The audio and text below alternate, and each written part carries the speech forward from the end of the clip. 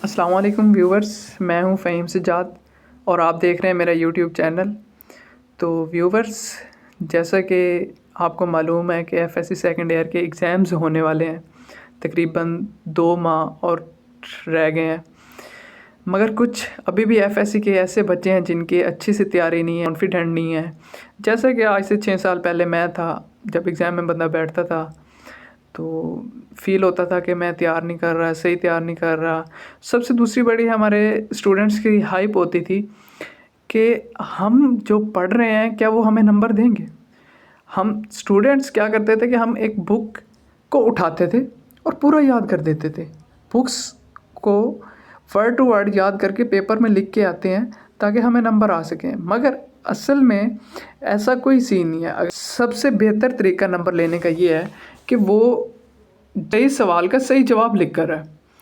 मैं खुद इंतहाई कंफ्यूज था जब मैं सेकंड ईयर में पढ़ रहा था। मैं तैयारी कर रहा था, मगर मेरा था कि किसी भी टॉपिक को समझता था, समझ कर करता था, मगर उसके बावजूद भी मैं कॉन्फिडेंट नहीं था कि क्या मैं नंबर ले पाऊँगा, क्योंकि मैंने तो वर्ड टू वर्ड बुक लिखी नहीं है।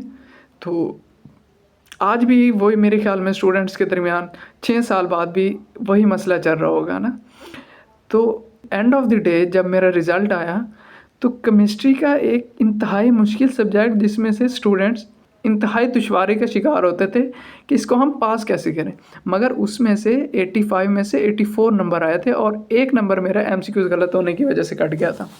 तो आज मैं आपको एग्ज़ाम से एग्जैक्ट 2 महीने पहले उसी पैटर्न पर तैयारी करवाऊँगा, ताकि आप जब एग्ज़ाम में बैठे हों अच्छे से पेपर दें और आपके अच्छे ही नंबर आएँ।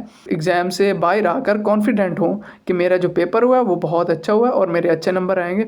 इससे पहले हमारी वीडियो लेंथी हो जाए तो मैं अपने इंट्रोडक्शन को यहीं वाइंड अप करता हूँ, क्योंकि आज से 6 साल पहले मैं जिन मुश्किलात का शिकार था, उसके बाद आज भी स्टूडेंट्स को जब मैं पढ़ा रहा हूँ तो वो स्टूडेंट्स इन मुश्किलात का शिकार हैं। तो मैंने कहा सब स्टूडेंट्स के लिए एक हल निकालते हैं कि यूट्यूब पर एक सीरीज़ लॉन्च करते हैं जिसमें स्टेप टू स्टेप आपको सिखाऊंगा कि किस क्वेश्चन की क्या डेफिनेशन कैसे और आसान तरीके से याद करनी है, ताकि आप केमिस्ट्री के मुश्किल सब्जेक्ट में आसान और अच्छे नंबर ले सकें। तो सबसे पहले आइए हम चलते हैं अपने रजिस्टर पर, ताकि वहाँ पर हम देख सकें हमने क्या तैयार करना है और कितना तैयार करना है। बुनियादी तौर पर जब भी मैं अपने तालिब इल्मों को पढ़ाता हूँ तो मैं एक चीज़ माइंड में रखता हूँ कि तालिब इल्म पर बर्डन ना डाला जाए, उसको क्या, कितना और कैसे याद करवाया जाए। ये 3 चीज़ें मैं हमेशा स्टूडेंट्स को कहता हूँ और कोशिश करता हूँ उनको समझा आसानी से वो याद कर सकें। अब मेरे हाथ में है पेपर पैटर्न, यानी कि paper pairing scheme chemistry course की सेकेंड ईयर की। अब इसमें से जो 2 पोर्शन है, एक ऑर्गेनिक एक इनऑर्गेनिक, दोनों इंतहाई मुश्किल। इसमें टोटल 16 चैप्टर हैं। अब 16 में से हमने सिर्फ और सिर्फ 12 चैप्टर करने हैं, 4 चैप्टर छोड़ देने और 12 चैप्टर में से 85 नंबर का क्वेश्चन पेपर आ जाना। और जो 4 चैप्टर छोड़ने हैं वो इंतहाई मुश्किल होंगे और हम उसे स्किप कर देंगे। ऑर्गेनिक का होगा चैप्टर 7, 8, 9, 11, 12, 13, 14, ये सारे हो जाएंगे। और उसके बाद इनऑर्गेनिक्स में आपको थोड़ा सा पढ़ाऊँगा, जिसमें से चैप्टर 1 और चैप्टर 6 और चैप्टर 2 के चंद शॉर्ट क्वेश्चन पढ़ाऊँगा। इनऑर्गेनिक हम टोटल स्किप करेंगे, ऑर्गेनिक सारा याद करेंगे और इंतहाई समझ कर करेंगे। अगर और जो 4 चैप्टर हम छोड़ेंगे उसका कोई नुकसान नहीं होगा, जिसकी तैयारी करेंगे हम अच्छे से करेंगे और आपको मज़ा आएगा मेरे साथ पढ़ने में। तो व्यूवर्स, अब हम अपने रजिस्टर पर आ चुके हैं और सबसे पहले हम आज चैप्टर नंबर 7 स्टार्ट करने वाले हैं, जिनमें से होगा फंडामेंटल ऑफ ऑर्गेनिक केमिस्ट्री। तो जो मैं आपको नोट्स प्रोवाइड करूँगा और जो मैं आपको समझाऊँगा वो मैं आपको पहली दफ़ा ट्राई नहीं करवा रहा, मैंने खुद एग्ज़ाम में वही लिखा है और 99% मार्क्स हासिल किए हैं केमिस्ट्री के सब्जेक्ट में। उसके बाद मैंने 4 साल बच्चों को समझाया। तो जो बच्चा पढ़ के जाता है और वही लिख कर आता है, ऐसा कभी भी नहीं हुआ कि उस बच्चे को मार्क्स ना मिले हो, क्योंकि जो पेपर चेकर होते हैं वो उस टाइम बुक खोल कर सामने नहीं बैठे होते। मैं खुद पेपर चेक करता रहा हूँ, तो जब हम पेपर चेक कर रहे होते थे तो हम सिर्फ ये पढ़ते हैं कि बच्चे ने लिखा क्या है, क्योंकि हमें भी खुद को wording word to word book वाली याद नहीं होती, हमें जस्ट कंसेप्ट क्लियर होते हैं। तो मैं आपके कंसेप्ट क्लियर कराऊंगा और ईजीएस्ट नोट्स आपको दूंगा, ताकि जब आप लिख कर आएँ तो आपके कंसेप्ट क्लियर हो, चीज़ सही लिखी हो तो सबसे पहले अब हम स्टार्ट करेंगे कि ऑर्गेनिक केमिस्ट्री की डेफिनेशन क्या है। अब जो वर्ड ऑर्गेनिक है वो किस चीज़ से इंटर रिलेट कर रहा है? ऑर्गेनिज्म। ऑर्गेनिज्म क्या होते हैं? हम एनिमल्स और प्लांट्स। अब अगर प्लांट्स को देखा जाए तो हमने बचपन से यही पढ़ा है कि प्लांट्स कार्बन, हाइड्रोजन और ऑक्सीजन यूज़ करते हैं। दो चीज़ें, कार्बन, हाइड्रोजन और तीसरी ऑक्सीजन। अगर इसको देखकर हम ऑर्गेनिक केमिस्ट्री की डेफिनेशन बनाए तो क्या बनेंगे? The branch of chemistry which deal with the study of all things made up of carbon and hydrogen and their derivatives। दो चीज़ें, कार्बन, हाइड्रोजन और उनके डेरिवेटिव्स। ये ऑर्गेनिक केमिस्ट्री की सिंपल सी डेफिनेशन हो जाएगी। अब हम देखेंगे कि ऑर्गेनिक कंपाउंड्स क्या होते हैं। ऑर्गेनिक कंपाउंड वो कंपाउंड जो कार्बन और हाइड्रोजन से मिलकर बने हों। तो ऐसे कंपाउंड्स को हम ऑर्गेनिक कंपाउंड्स कहते हैं और इनकी स्टडी हम ऑर्गेनिक केमिस्ट्री में करते होते हैं। तो इन कंपाउंड्स की कुछ स्पेसिफिक डेफिनेशन ये होगी कि all the things which made up of carbon and hydrogen are called as organic things, organic compounds. अब अगर हम इनके साइलेंट फीचर्स देखें कि ऑर्गेनिक कंपाउंड होते क्या हैं, हम इन्हें क्यों पढ़ रहे हैं, इनके यूजेस क्या हैं और इनके नेचर क्या है, इनकी करेक्टरिस्टिक्स क्या है और हम इन्हें अपने डेली लाइफ में कैसे यूज़ कर सकते हैं, उसमें से सबसे पहले आता है। अच्छा, इसके बाद हम देखेंगे कि नॉन आयनिक करेक्टर क्या हुआ। यानी कि एक तो वो स्टेबल है। स्टेबल क्योंकि वो अपने इलेक्ट्रॉन शेयर करता है, किसी पर चार्ज आने नहीं देता।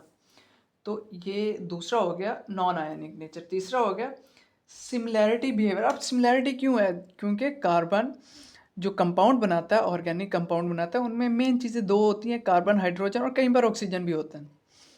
अब एटम क्या है? सिमिलर है, carbon hydrogen, carbon hydrogen, carbon hydrogen. जब एटम सिमिलर होंगे तो जो भी कंपाउंड होगा उनका बिहेवियर सिमिलर होगा, क्योंकि उनमें एटम सिमिलर है, एटम सिमिलर है तो बिहेवियर सिमिलर है। अब इसका क्या है? The organic compound have similar behaviour due to they have same type of items like carbon and hydrogen even if they are arranged differently। ये जो कंपाउंड होंगे, कंपाउंड कैसे बनेंगे कि हो जाएंगे मगर एटम सिमिलर होंगे, carbon hydrogen, carbon hydrogen, carbon hydrogen. उसके बाद जो हमारा फोर्थ पॉइंट आता है वो आता है आइसोमरिज्म। अब आइसोमरिज्म क्या है? आइसोमरिज्म अगर हम सिंपल डेफिनेशन ले लें तो वो ये है कि उसमें एटम सेम है और लिंक बड़ा है, यानी कि स्टफ सेम है और शेप्स मुख्तलिफ है। Isomerism, iso same stuff, different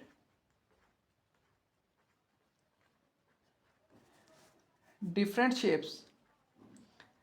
similarity में भी हमने यही पढ़ा कि carbon hydrogen, carbon hydrogen, carbon hydrogen, stuff same हो गया, शेप्स डिफरेंट होगी, किसी में 1 कार्बन, किसी में 40 कार्बन, किसी में 80 कार्बन।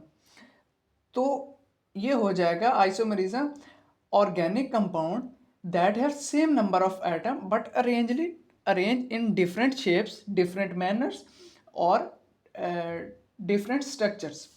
उसके बाद आ जाएगा रेट ऑफ ऑर्गेनिक रिएक्शन। अब ऑर्गेनिक रिएक्शन का रेट क्या होगा कि कार्बन हमने पीछे पढ़ा है स्टेबल है, अगर स्टेबल है तो इसका रेट लो होगा, हमेशा लो होगा। तो इसे हम प्रेशर हम देंगे, एक्सटर्नल देंगे तो ये रिएक्ट करेगा, इसके लिए हम इन्वायरमेंट क्रिएट करेंगे तो ये रिएक्ट करेगा, अदरवाइज नहीं करेगा। ये एक स्टेबल कंपाउंड है।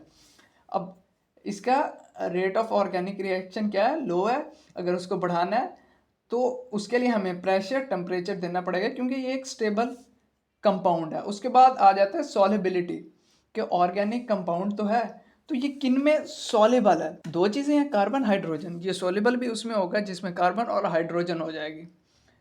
तो ऑर्गेनिक कंपाउंड भले वो लिक्विड में हो तो वो आपस में डिसॉल्व हो जाते हैं, वो भले ऑयल की शेप में हो, अल्कोहल की शेप में हो, वाटर की शेप में हो, गैस की शेप में हो, तो जिसमें कार्बन और हाइड्रोजन होगा तो वो आपस में डिसॉल्व हो जाएगा। इसके बाद अब ये जानना इंतहाई ज़रूरी है कि हम ऑर्गेनिक केमिस्ट्री को पढ़ते ही क्यों हैं। ऑर्गेनिक केमिस्ट्री में आपको बताया कि दो चीज़ें होती हैं, कार्बन हाइड्रोजन, कार्बन हाइड्रोजन। तो इनका डेरिवेटिव क्या है? इनका डेरिवेटिव प्लांट्स हैं, प्लांट्स डाई हुए तो फॉसल फ्यूल बने, एनिमल्स हैं डाई हुए फॉसल फ्यूल बने, एनिमल के एक्सट्रैक्ट्स हैं, प्लांट्स के एक्सट्रैक्ट्स हैं। तो सबसे पहले अगर प्लांट्स हैं तो प्लांट्स में मेडिसिन्स होती हैं, तो इनके जो एक्सट्रैक्ट होंगे वो एज अ मेडिसिन हम यूज़ करेंगे। फॉसल फ्यूल में होगा तो वो हम फ्यूल में इस्तेमाल करेंगे। फिर प्लांट्स हमें फूड देते हैं, और कॉटन जैसे एक्सट्रैक्ट उसका क्लॉथिंग में यूज़ करते हैं। उसके बाद कॉस्मेटिक्स के प्लांट्स के जितने भी एक्सट्रैक्ट होंगे वो कॉस्मेटिक्स में इस्तेमाल होंगे, क्योंकि ऑर्गेनिक केमिस्ट्री ज़्यादातर प्लांट्स, उनके डेरिवेटिव्स, उनकी फर्स्ट सेकंड शेप, उनकी जो फूड तैयार होती है, तो ऑर्गेनिक केमिस्ट्री सिर्फ उन पर बिहाव करती है क्योंकि इनमें दो चीज़ें कॉमन होती है, कार्बन हाइड्रोजन, कार्बन हाइड्रोजन। अच्छा, एक दफ़ा हम अपने पूरे टॉपिक को रिवाइज कर लें कि ऑर्गेनिक केमिस्ट्री में हमने क्या पढ़ा था। ऑर्गेनिक केमिस्ट्री वर्ड ड्राइव हुआ ऑर्गेनिज्म से। ऑर्गेनिज्म से मुराद प्लांट्स और एनिमल। प्लांट्स में क्या आ जाएगा? कार्बन हाइड्रोजन, जो कि उनका कार्बन हवा से लेते हैं और हाइड्रोजन पानी से लेकर अपनी फूड तैयार करते हैं, और उनका पूरा मैकेनिज्म है। तो ऑर्गेनिक केमिस्ट्री की डेफिनेशन क्या होगी? The branch of chemistry which deal with the study of all the things made up of carbon and hydrogen, their derivatives, यानी कि कार्बन हाइड्रोजन से जो चीज़ बनी है, बनकर मुख्तलिफ शेप्स में गई हैं, तो वो उनके डेरिवेटिव हो जाएंगे। फिर ऑर्गेनिक कंपाउंड क्या होते हैं? वो सारे कंपाउंड जिनमें कार्बन और हाइड्रोजन होते हैं वो ऑर्गेनिक कंपाउंड हो जाएंगे। अब उसके बाद ऑर्गेनिक कंपाउंड का बिहेवियर क्या है? पेक्युलर इन नेचर, यानी कि इनकी एक स्पेशल एबिलिटी है कि ये एक लंबी चेन बनाते हैं। लंबी चेन, कार्बन का आपको बताया था कि स्टेबल कंपाउंड है, एटम्स को शेयर नहीं करता, शेयर नहीं करता तो आयन नहीं आता, आयन नहीं आता तो ये स्टेबल रहता है, लंबा लिंक बनाता जाता है। सेल्फ लिंक की बात अगर हम जाएं दूसरे टॉपिक पर, तो वो है नॉन आयोनिक करेक्टर। जैसे हम पीछे पढ़ के आए, नॉन आयोनिक करेक्टर क्या है कि ये स्टेबल है, आयन नहीं बनाता, आयन नहीं बनाता तो अपने इलेक्ट्रॉन किसके साथ शेयर नहीं करता। जब शेयर नहीं करता तो ये नॉन आयोनिक रहेगा, कभी भी आयोनिक नहीं बनेगा। उसके बाद similarity in behaviour. Similarity in behaviour क्या है कि इनमें दो ही आइटम है, ज़्यादा आइटम है ही नहीं, कार्बन है, हाइड्रोजन है। जब कार्बन है, हाइड्रोजन है तो आइटम सेम है, तो उनका बिहेवियर भी सेम रहेगा, वो सिमिलर रहेगा, बिहेव सिमिलर करेंगे। उसके बाद आइसोमेरिज्म। आइसोमेरिज्म क्या होती है कि किसी भी चीज़ का जब स्टफ सेम हो उसकी शेप डिफरेंट हो। Property of isomerism because they have same number of item, similar item, but they have different shapes. उसके बाद रेट ऑफ ऑर्गेनिक रिएक्शन। अब उसका रिएक्शन क्या है? क्योंकि ये स्टेबल है, ये रिएक्ट खुद से करेंगे नहीं जब तक हम इन्हें इनका इन्वायरमेंट प्रोवाइड नहीं करेंगे, जब तक इनका लिंक बॉन्ड ब्रेक नहीं करेंगे।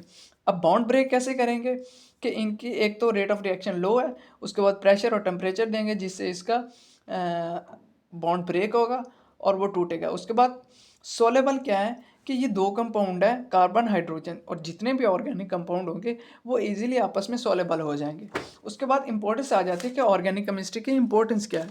अब इंपॉर्टेंस क्या है कि हम इससे मेडिसिन में, फ्यूल्स में, फूड में, क्लॉथिंग में, कॉस्मेटिक्स में और भी बहुत सी चीज़ों में यूज़ करते हैं, क्योंकि जो डेरिवेटिव नेचुरल होंगे, प्लांट से होंगे, एनिमल से होंगे, जिनमें कार्बन हाइड्रोजन होगा वो ऑर्गेनिक होंगे, और वो मेडिसिन, फ्यूल, फूड, क्लॉथिंग और कॉस्मेटिक्स में ही यूज़ होंगे। तो ये हमारा फर्स्ट टॉपिक था।